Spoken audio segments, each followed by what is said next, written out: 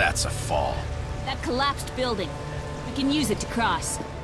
Hey everyone, I'm Tanya Jessen, producer for Bulletstorm, here talking to you about the Tokyo Game Show playable demo. You can see here it takes place in a collapsed building that's laying on its side, and you have to actually traverse it as it's falling apart in order to get to the other side of this huge chasm in the middle of the city. One of the things that we wanted to show off in this build was one of our new weapons called the Bouncer. The Bouncer, which you'll see here, is actually a portable cannonball gun. And the cool thing about it, when you think about the brute force of just launching a cannon, it's really kind of basic at its beginning premise, but the game takes it to the next level where you can even see, you're leashing a guy, pulling down the environment and getting different skill shots. And here you see another one of our awesome chain gun encounters. Now, there's a few different ways you can play this out. PCF loves doing, the badass thing that you would never think to do in a game, and so why not call an elevator, kill all the bad guys?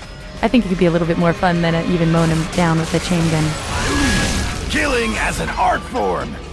So here we see our Bouncer again, and this is actually one of the first weapons that People Can Fly came up with in making Bulletstorm.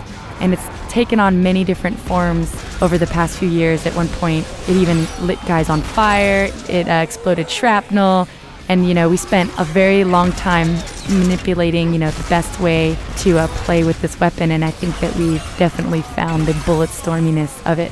And the charge shot for this gun is actually a cannonball that bounces in place that you can also interact with.